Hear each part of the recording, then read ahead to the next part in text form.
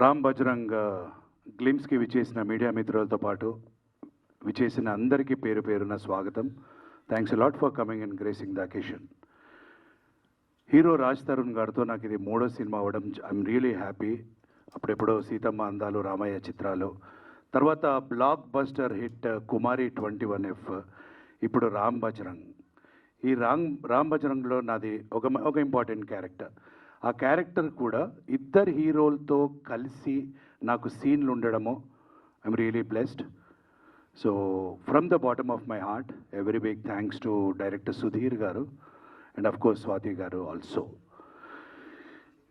ఈ cinema it's too early to talk about this movie, డీటెయిల్గా చెప్పడం ఇప్పుడు ఇట్స్ జస్ట్ ఎ గ్లిమ్స్.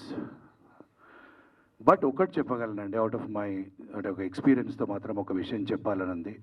ఈ టైటిల్ రామ్ బజరంగ్ అంటే ఎంత పవర్ఫుల్ టైటిల్ అండి. రామ్ బజరంగ్ అనే టైటిల్కి న్యాయం చేసిన రాజ్ తరుణ్ గారు కానీ, సందీప్ మాధవ్ గారు కానీ, నా one of my best friends మా వెంకట్ గారు కానీ, నటించిన అందరు కానీ ప్రాణం పోశారు. నా క్యారెక్టర్కి ఏదో నేను డబ్బింగ్ చెప్పి బయటకు వస్తుంటే డైరెక్టర్ గారు out of his love, care and concern ఒక 4 సీన్లు చూపెట్టారండి.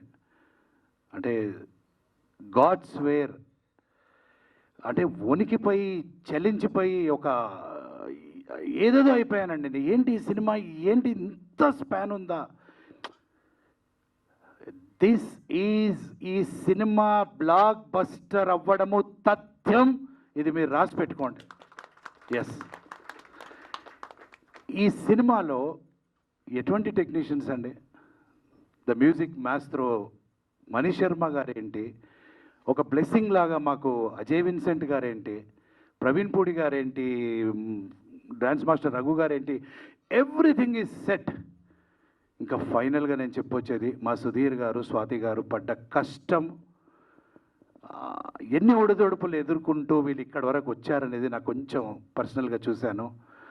కష్టం అనేది ఎప్పటికీ ఉట్టిగా పోదు. ఈ సినిమా ఏ ఎక్స్పెక్టేషన్ లేకుండా వస్తున్న ఈ సినిమా అందరినీ ఒక రేంజ్లో సర్ప్రైజ్ చేసి ఒక బ్లాక్ బస్టర్గా నిలుస్తుందని ఆశిస్తూ ఒక మంచి క్యారెక్టర్ చేసి ఇచ్చినందుకు డైరెక్టర్కి థ్యాంక్స్ చెప్పుకుంటూ థ్యాంక్స్ ఎ లాట్. యా.